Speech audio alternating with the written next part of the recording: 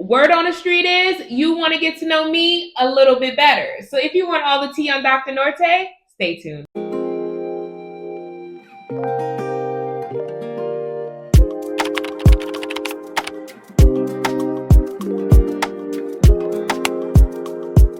Hey Mentee, it's Dr. Nortey, your favorite medical mentor, and happy Black History Month. I'm so excited that we are in the month of February where we get to celebrate all things us, all things melanated and successful and excellent. In this month, I'm also excited because we are launching our first newsletter.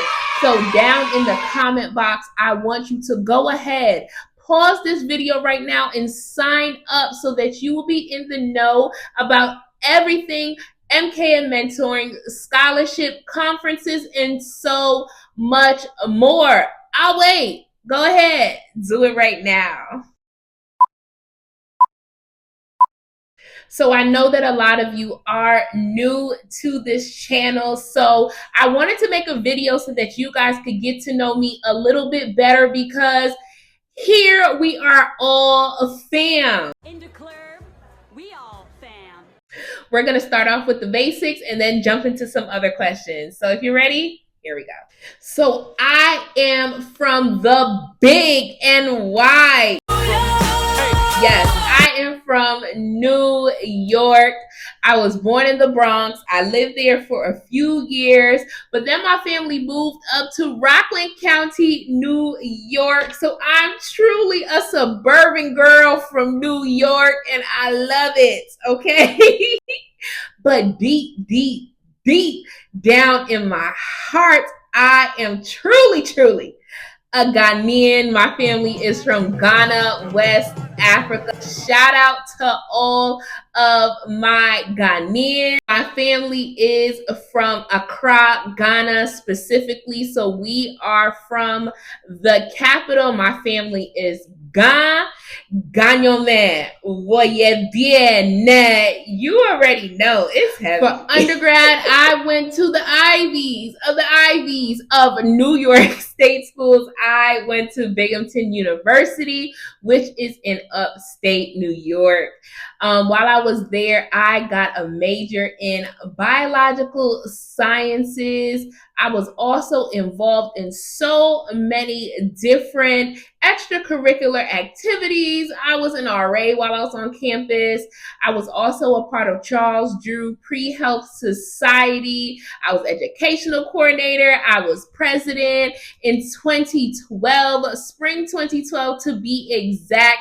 I crossed into Delta Sigma Theta sorority Incorporated. I was also involved in some other organizations on campus, like the Black Student Union, African Student Organization, JUMP, and so much more. It was giving student leader. It was giving I was booked and busy. I was loving it. I graduated in 2013 from Binghamton, and in 2016, so we took a little break there. In 2016, I matriculated into medical school. So I went to the Philadelphia College of Osteopathic Medicine, the Philadelphia campus in Philadelphia, Pennsylvania. While I was there, I continued my efforts and partnership leadership in the Student National Medical Association, and I held many hats in the organization throughout the years, including a regional director, associate regional director. I'm really one of those cliche people that always knew that they wanted to be a doctor. Since I was a little girl, I just knew it was something that was just on my heart, and it's really never wavered. When I was a young child, I said I wanted to become a pediatrician. Somewhere along the lines, I changed to anesthesia. So I was like in anesthesia club. I had the shirts. I was in leadership.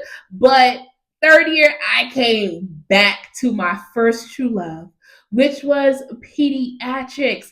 And even though I always knew that I wanted to be a physician and everything that I did was in preparation for that throughout high school and college, I know now why I wanted to be a pediatrician. I love being a pediatrician.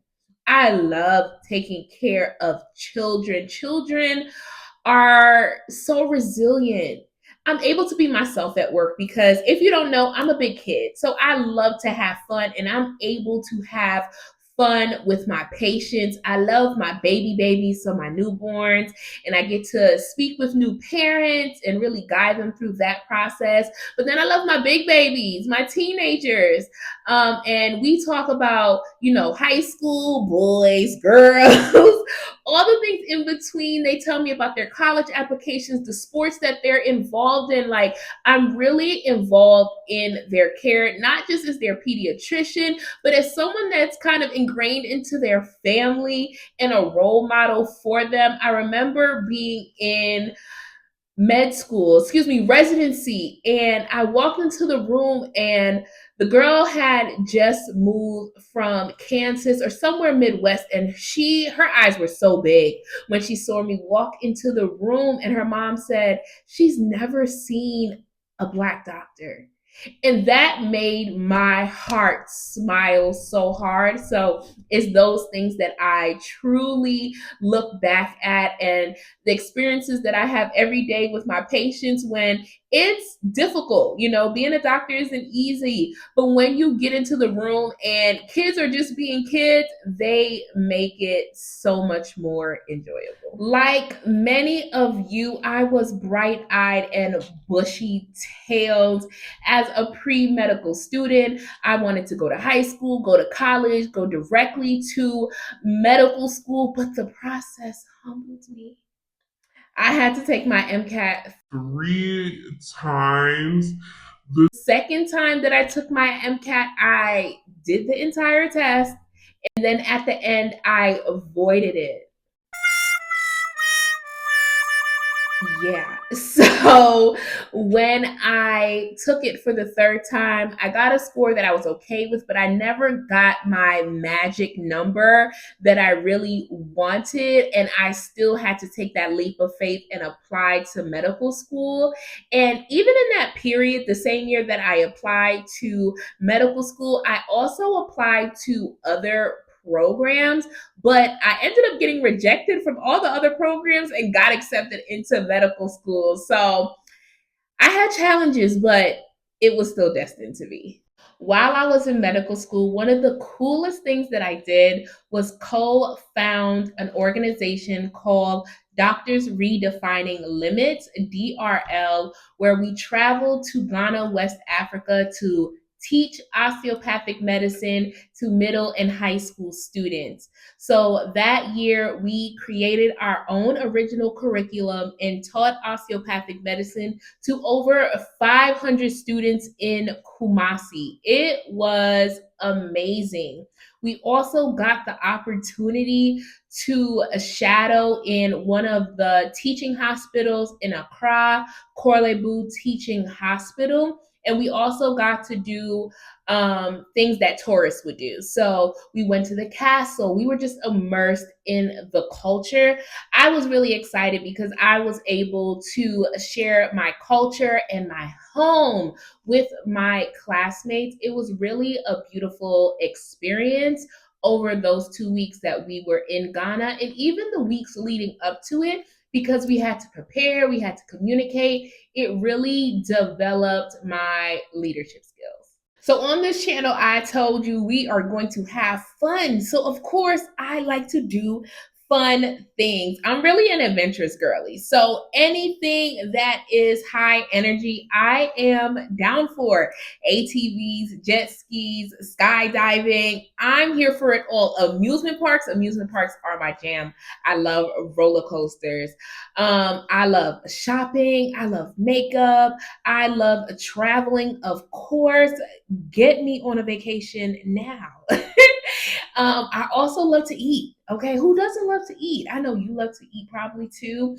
My favorite dishes are either chicken parm or banku and tilapia. And I know those are from like completely different parts of the earth, but your girl is international, okay? We truly do love it all. I love a good movie. I love a TV show, so I could binge watch a good Netflix, and then I could go to the movies. I'll even go by myself. I just love to get out and really explore my environment. Something interesting that people don't really know is that I used to throw shot put. Yes, in high school, I threw shot put and discus, but I was truly a shot put girly. My senior year of high school, I was actually the county champion. Get out your girl. So I was a county champion and I held the record for the furthest throw for almost 10 years in Rockland. So that was really exciting. I did volleyball, I did track, but shot put is that's my heart. And sometimes I want to get back into it, but I haven't really had the time to dedicate to it. But that is one of the things that I have done that a lot of people don't know, but was a big part of my life. When it comes down to music, it's either Afro beats or gospel. Literally, if you get into my car, those are the two genres that you're probably going to hear. Of course, I throw in a little bit of R&B, a little hip hop here and there, but those are my true go-tos. I love an Afrobeat song, okay? Because honestly, you're not having fun because you're not listening to Afrobeat. I created MK and mentoring because I saw the need for genuine mentorship in the medical space for students of color. I know how important mentorship is because I had some amazing mentors as a pre-medical student and then also through medical school and even now as an attending. I realized speaking with a lot of different students that they had some of the same questions that I had as a pre-medical student. And that was surprising to me because I thought that with social media and the internet being very vast and having so much information on it, more than I had when I was applying, that students knew exactly where to look, how to utilize it. But I found that that is not necessarily the case. So I wanted to create a space where I was able to help guide students through the process to lighten the load. There's so much information, there's so many moving parts, and sometimes it's just confusing, and you just want someone to help you. And that is what MKN mentoring is here for. Of course, I want to increase the number of African American students in medical school. But I also want to make sure that once you matriculate into medical school and beyond, that you're happy, that you're whole, that you're enjoying this process and you don't get to the end and you're just pooped out. So MKN mentoring is here for you. MKN mentoring is here for the people. MKN mentoring is here for genuine mentorship for students of color that are interested in healthcare careers. It was so much fun getting to chat with you all today and allowing you to get to know me just a little bit better. If you have any additional questions that you would like me to answer, definitely leave them down in the comment box. If you haven't already done so, go ahead, like, share, and subscribe. Hit the notification bell so that you'll be in the know for everything MKN mentoring. And of course, sign up for our newsletter so that you'll be one of the first people to get that as soon as it is out. Mentee, it's been great. Follow me on the socials as usual and have a great day. Bye bye.